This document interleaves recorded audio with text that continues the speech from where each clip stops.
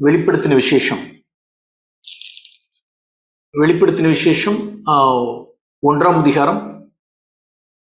நாம் இங்கே 9வது வசனத்தையும் 10வது வசனத்தையும் உங்களோடு கூட நான் பகிர்ந்து கொள்ள பாரப்படுகிறேன்.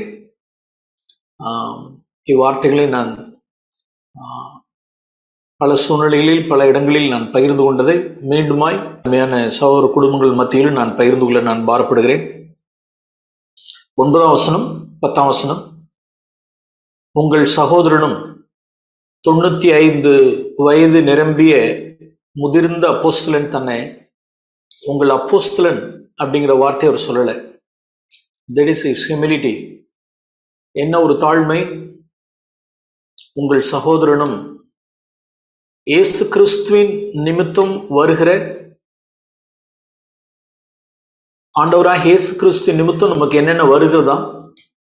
உபத்திரவம், அவருடைய ராஜ்யம், அவருடைய பொறுமை. உபத்திரவத்தின் வழியாக, உபத்திரவத்தினூடாக, அநேக உபத்திரங்கள் வழியாய் தேவனுடைய ராஜ்யத்திற்குள் நாம் பிரவேசிக்க வேண்டும் என்று அப்போஸ்தலர் 14 நாம் வாசிக்கிறது போல, உபத்திரவங்கள் இல்லாதபடிக்கு குமாரனுடைய ராஜ்யத்தை நாம் சுதந்திரிக்க முடியாது. அவருடைய ராஜ்யம் என்றால் அவருடைய நீதி, அவருடைய சமாதானம், அந்த பரிசுத்த ஆவியினால் உண்டாகும் அந்த சந்தோஷம், அது எது நிமித்தமாய் வருகிறது என்றால் கிறிஸ்து இயேசுவின் நிமித்தம் வருகிற உபத்திரவத்திற்கும் அவருடைய ராஜ்யத்திற்கும் அவருடைய பொறுமைக்கும் உடன் பங்காளனுமாய் இருக்கிற யோவானாகிய நான். Price the Lord. பிரியமானவர்களே, ஆண்டவராகிய இயேசு கிறிஸ்து நிமித்தம் நமக்கு உபத்திரவம், அந்த உபத்திரவங்களுடைய பொறுமை, அந்த உபத்திரவங்களின் வழியாக தேவனுடைய ராஜ்யம், இதான் நமக்கு தேவன் நியமித்திருக்கிறது. இது அப்போஸ்தலனுக்கு அவர் தேவன் அதான் நியமித்தார். இப்ப அவர் என்ன சொல்ல வருகிறார்? யோவானாகிய நான் தேவ வசனத்தின் நிமித்தமும் இயேசு கிறிஸ்துவை பற்றிய சாட்சியின் நிமித்தமும் பத்மு என்னும் தீவிலே இருந்தேன். இந்த நாள்ல நான் உங்களோடு கூட நான் பாரப்படுகிற காரியம் பத்மு. அந்த 9ஆம் வசனத்தையும் 10ஆம் வசனத்தையும் நாம் சேர்த்து வாசிக்கணும். ஆங்கில வேதாகமத்தில் ரொம்ப அருமையா இருக்கும். I was in Patmos and I was in the spirit. அதை அப்படியே சேர்த்து நம்ம வாசிச்சா நல்லா இருக்கும். I was in Patmos and I was in the spirit. அதை தமிழில் நான் வாசிக்கிறேன். பத்மு என்னும் தீவில் இருந்தேன், நான் ஆவியில் இருந்தேன். Price the Lord. பத்மு என்னும் உபத்திரவத்தில் இருந்தேன், ஆனாலும் நான் ஆவியில் இருந்தேன். அதான் முக்கியம். நமக்கு எல்லாருக்கும் உபத்திரவங்கள் உண்டு, பலவிதமான உபத்திரவங்கள், பலவிதமான பத்முக்கள் இருக்கலாம். பத்மு வியாதியா இருக்கலாம், பத்மு தனிமையா இருக்கலாம், பத்மு வறுமையா இருக்கலாம், பத்மு சிறுமையா இருக்கலாம். சிறுமை, ஹியூமிலியேஷன்ஸ், பவர்ட்டியா இருக்கலாம், வறுமையா இருக்கலாம், ஒரு ஃபீபிள் ஹெல்த்தா இருக்கலாம், சிக்னஸா இருக்கலாம், ஒரு விதமான தனிமையா இருக்கலாம். எஸ், இது எல்லாம் பத்மு தான். பத்மு என்னும் டேஷில் இருந்தேன், பத்மு என்னும் டேஷில் இருந்தேன். அது தீவா இருக்கு. நாம் அந்த தீவுங்கிறத எடுத்துட்டு, அந்த ஐலாண்டுங்கிறத எடுத்துட்டு அதுக்கு பதிலாக நம்ம ஒன்று போட்டுற வேண்டியதுதான். பத்மு என்னும் டேஷில் இருந்தேன். உங்களுடைய பத்மு ஒன்னா இருக்கலாம், என்னுடைய பத்மு ஒன்னா இருக்கலாம், வெளியில் உள்ளவர்களுடைய பத்மு ஒன்னா இருக்கலாம்.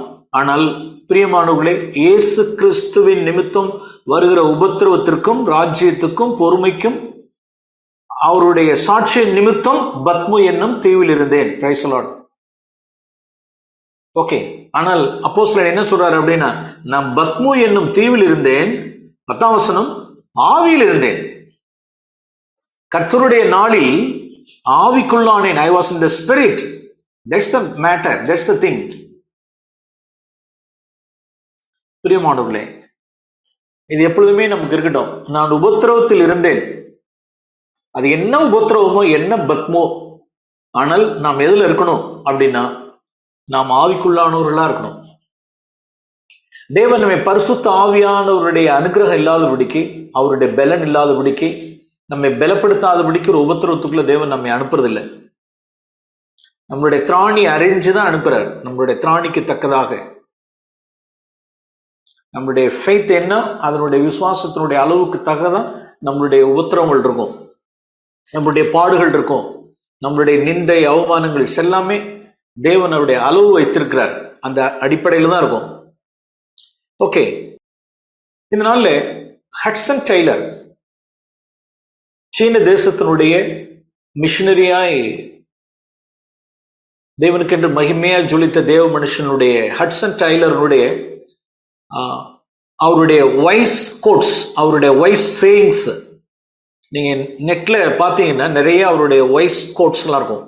You can search Hudson Taylor அடிச்சு அவருடைய வாய்ஸ் கோட்ஸ், அவருடைய ஞானமான வார்த்தைகளை நீங்க எடுத்து நீங்க தேடினீங்கன்னா நிறைய வார்த்தைகள் வரும். அதுல ஒண்ணு என்னை கவர்ந்த ஒரு வார்த்தையை, அவருடைய ஹட்சன் டெய்லருடைய வார்த்தை உங்களோடு கூட நான் பகிர்ந்து கொள்கிறேன்.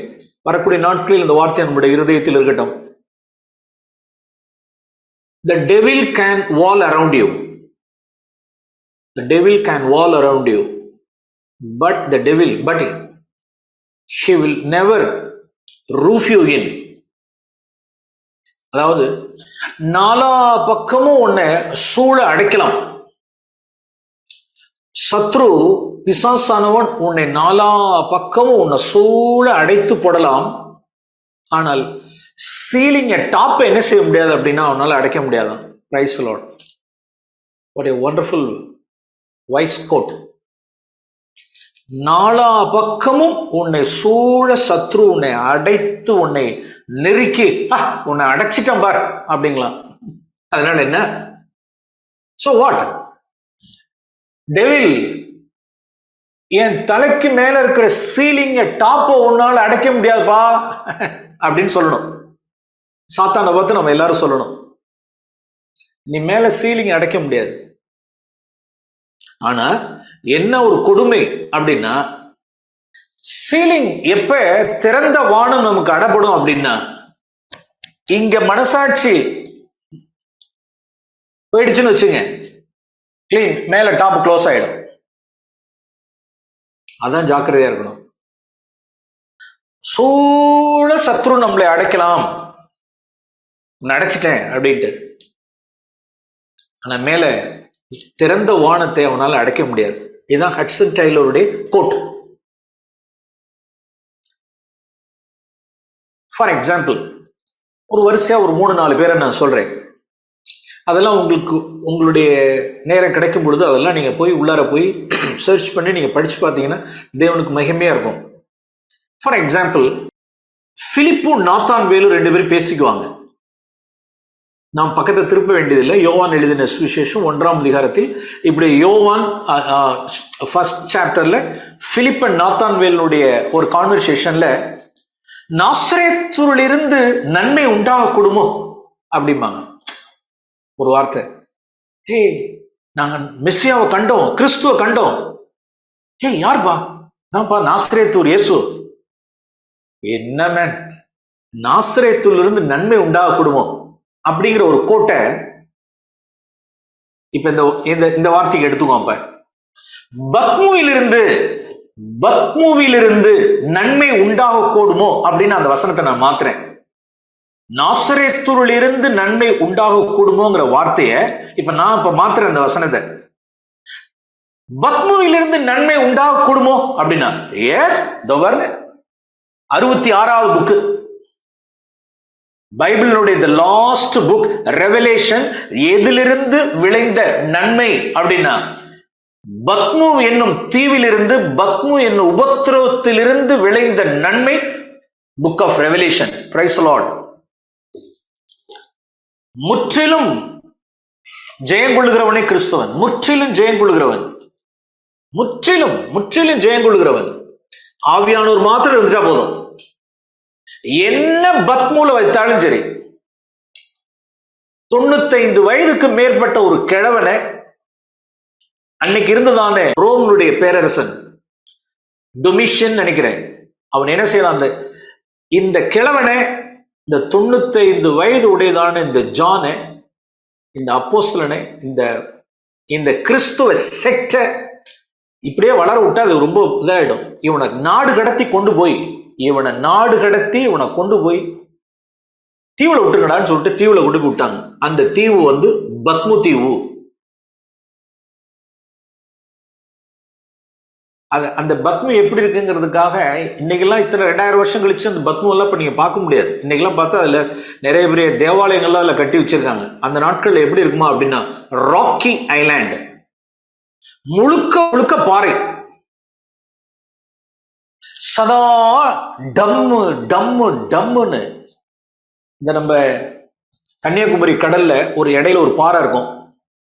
கன்னியாகுமரி கடல்ல அந்த பாறையில போய் அந்த போட்டிங், அந்த பாறைக்காக அந்த போட்டிங் போயிட்டு வந்தவங்களுக்கு தான் தெரியும். அதெல்லாம் போறப்ப பார்த்தா அந்த 4 பக்கம் அந்த கடல் சூழ்ந்து அந்த டம்மு டம்மு டம்மு டம்முன்னு அந்த கடல் அலை அதனுடைய சீற்றம் அடிச்சு அந்த சத்தத்தின் மத்தியில சத்தத்தை கேட்டார் பாருங்க. 10ஆம் வசனம், கர்த்தருடைய நாளில் ஆவிக்குள்ளானேன், அப்பொழுது எனக்கு பின்னாலே எக்கால சத்தம் போன்ற பெரிதான சத்தத்தை கேட்டேன். அப்பா, அது என்ன, ராக்கில வந்து ராக்கி ஐலாண்ட்ல எவ்வளவு சீற்று நிறைந்த கடல் அலைகள் இருந்தா அதெல்லாம் தாண்டி யோவானுக்கு ஒரு சத்தம் கேட்டுச்சு பாருங்க. எனக்கு பின்னாலே எக்கால சத்தம் போன்ற ஒரு பெரிதான சத்தத்தை கேட்டேன். பிரியமானவர்களே, இது மட்டும் சுத்தமா இருந்தா போதும். we can hear God's voice. அப்படியே இந்த பக்கம் வச்சுங்களேன். இந்த பக்கத்துக்கு திரும்பி நான் வருவோம். ஏசாயாவின் புஸ்தகம் 30ஆம் அதிகாரம், ஏசாயாவின் புஸ்தகம் 30ஆம் அதிகாரம் 20வது வசனம் 21ஆம் வசனம். அருமையான வசனம், வாக்கு. It's a promise. It's a promise, promise, promise. We should claim this promise. 20-21. அதுல என்ன, அந்த 20-21 அப்படின்னா,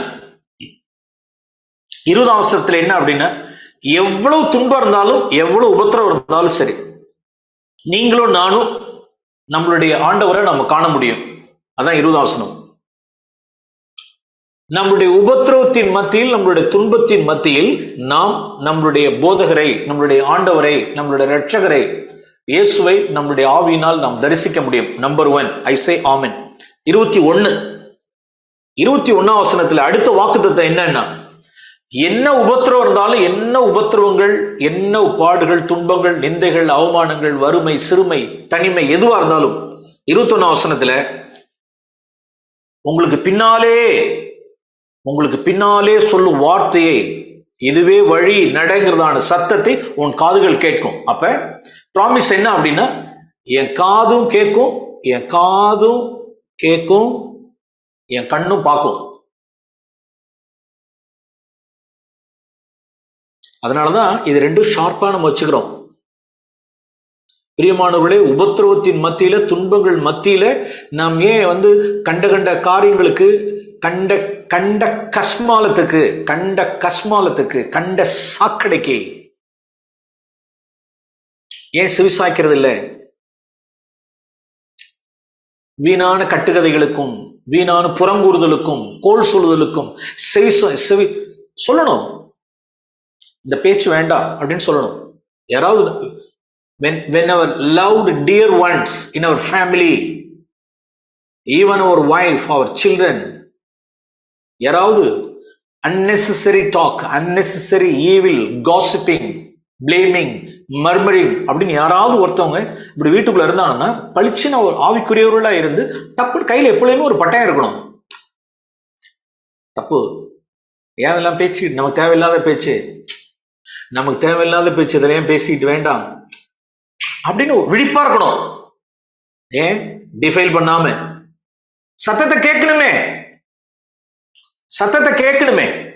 நாளைக்கு ஒரு உபத்திரம் வரும், 4 நாள் கழிச்சு எனக்கு உபத்திரம் வரும், ஒரு கிரிட்டிக்கல் ஜங்ஷன்ல இருப்பேன், வலதுபுறம் சாயறதா இடதுபுறம் சாயறதா எனக்கு வழி தெரியாது, நான் என்ன செய்யணும் திக்கு முக்காடிட்டு நிற்பேன். அப்ப ஆண்டவரே ஆண்டவரே ஆண்டவரே ஆண்டவரே பேசுங்கன்னா எங்க இருந்து ஒரு சவுண்டு? இங்கெல்லாம் கெடுத்து வச்சிருக்கனே. இங்கதான் கெடுத்து வச்சிருக்கனே. அந்த சத்தத்தை கேட்கணும். கேட்கிற அளவுக்கு என்னுடைய செவிகளை, ஆண்டவரே நான் வேற எதுக்கும் செவி கொடுக்க மாட்டேன், உங்களுடைய சத்தத்தை தான் நான் கேட்கணும். இந்த சேனல், இந்த சேனல், இந்த சேனல், இந்த சேனல், இதெல்லாம் அப்படியே சுத்தமான சேனலா இருக்கணும். இந்த சேனல், இந்த சேனல், இந்த சேனல், இந்த சேனல், இது எல்லாம் இருந்தாதான் அவருடைய சத்தத்தை நான் கேட்க முடியும். Praise the Lord. Though it's a promise, it's a promise, it's a promise. We should claim. இது நமக்கு சொந்தமாகணும். கேட்கறது மாத்திரம் இல்லை, அவருடைய போதகரை எப்ப நான் காணும். இன்னொரு வார்த்தையை நான் காண்பிக்கிறேன். ஏசாயாவின் புஸ்தகம், அதுக்கு அடுத்த அதிகாரம், ஏசாயா 33ஆம் அதிகாரம். ஏசாயா 33ஆம் அதிகாரம் 17ஆம் வசனத்துல, 17ஆம் வசனம், ஏசாயா 33:17, உன் கண்கள் ராஜாவை மகிமை பொருந்தினவராக காணும், தூரத்தில் உள்ள தேசத்தையும் உன் கண்கள் பார்க்கும். பாருங்க, இட்ஸ் a promise. 33ஆம் அதிகாரத்துல யாரு? சியோன்ல வாசம் செய்கிறவர்களுக்கு, சியோனில் வாசம் செய்கிறவர்களுடைய காரியங்களை குறித்து blessings 14 இருக்கு. 14வது வசனத்திலிருந்து சியோனில் வாசம் செய்கிறதான பரிசுத்தவான்களுக்கு உண்டான வாக்குத்தத்தங்களை 14ஆம் வசனத்திலிருந்து வாசிக்கிறோம். பட்சிக்கிற அக்கினிக்கு முன்பாக தங்களை நிதானித்து நியாயந்தித்து பிழைக்கிறவருடைய blessings from verse 14 to 17. அதுல 17ல ஒரு blessing என்ன? உன் கண்கள் உன் ராஜாவை மகிமை பொருந்தினவராக காணும், தூரத்தில் உள்ள தேசத்தை பார்க்கும். எப்ப பார்க்கிறது? 15ஆம் வசனத்தினுடைய லாஸ்ட் பார்ட் பாருங்க. 15ஆம் வசனத்தினுடைய லாஸ்ட் பார்ட் என்ன இருக்கு? பொல்லாப்பை காணாதபடிக்கு தன் கண்களை மூடுகிறவன் எவனோ. பொல்லாப்பை, தீமையை, அக்கிரமத்தை, அநியாயத்தை, அக்கிரமத்தை, பாவத்தை, தீமையை, பொல்லாப்பை காணாதபடிக்கு தன் கண்களை மூடுகிறவன் எவனோ, தன் கண்களை விளக்குகிறவன் எவனோ. நான் அதை பார்க்க மாட்டேன், இது எனக்கு வேண்டாம். இப்படி இருக்கு. இப்படி நியூஸ் பார்த்துக்கிட்டு இருக்கேன், ஏதோ நியூஸ் பார்க்கிறேன், ஏதோ ஒரு யூடியூப்ல ஏதோ ஒரு உருப்படியான ஒரு காரியத்தை பார்க்கிறேன், இல்லை நியூஸ் பார்க்கிறேன், ஏதோ ஒன்று பார்த்துக்கிட்டே இருக்கேன். திடீர்னு பார்த்தா சில அட்வர்டைஸ்மெண்ட்ஸ், அப்படிங்கிற ஒரு சில செகண்ட்ஸ் தான், ஒரு 2 or 3 செகண்ட்ஸ் தான் இப்படிலாம். அப்ப நான் கண்ணை விளக்கணும் அந்த இடத்துல, இப்படி நான் விளக்கணும். அந்த ஸ்கிப் ஆட் அப்படிங்கிறதுக்கு சிலதெல்லாம் சில செகண்ட்ஸ் எல்லாம் வந்து சில ஸ்கிப் ஆட்ஸ்க்கு உண்டான செகண்ட்ஸ் ஒத்தி எவ்வளவு வச்சிருக்கான்னு நிறைய செகண்ட்ஸ் வச்சிருக்கான். சிலது 4 செகண்ட், சிலதெல்லாம் 4 செகண்ட், 5 செகண்ட், சிலதெல்லாம் 12-13 கஸ்மாலத்துக்கு நான் உட்காந்து வெயிட் பண்ணிட்டு இருக்கணும். 12 second I have to wait now. ஓடாது ஒண்ணு பிரியாணிக்கு ஒண்ணும் போய் வேலை கிடையாதுன்னு சொல்லிட்டு தூக்கி போட்டு போக வேண்டியதுதான். அதனுடைய கண்டினியூட்டி பிரேக் ஆனாலும் போயிட்டு போகுது போ. இதுல உள்ள அபிஷேகத்தை நான் ஏன் இழந்துகிட்டு, அதையே நான் பிடிச்சுக்கிட்டேங்கிறேன், அது ஏன் டிஃபைல் பண்ணிட்டு, அதுவே மண்டையில போய் உட்காந்துக்கிட்டு ராத்திரில வர, அது கனவுல வர, எங்கேயாவது வந்து தொலைய, இதே நமக்கு லொல்லு. அப்ப நாம் எவ்வளவு கேர்ஃபுல்லா, எவ்வளவு ஜாக்கிரதையா அந்த கண்ணை காத்துக்கிறதுக்கு, பொல்லாப்பை காணக்கூடாதபடிக்கு தன் கண்களை மூடுகிறவன் எவனோ, கண்களை விளக்குகிறவன் எவனோ, அவன் தன்னுடைய கண்கள் ராஜாவை மகிமை பொருந்தினவராக. ஜீசஸ்னுடைய க்ளோரியை பார்க்கலாமா? ஜீசஸ்னுடைய glory, we can see the glory of Jesus. Okay, இதுக்கு ரிலேட்டடா இன்னொரு வார்த்தையை நான் சொல்லிடுறேன். சங்கீதம், இதுக்கு ரிலேட்டடா இன்னொரு வார்த்தை. சங்கீதம் 119வது சங்கீதம்.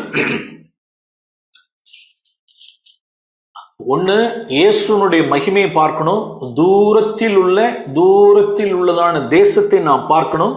அடுத்தது சங்கீதம் 119ல 18ஆம் வசனம். சங்கீதம் 119 வசனம் 18, உமது வேதத்தில் உள்ள அதிசயங்களை நான் பார்க்கும்படி.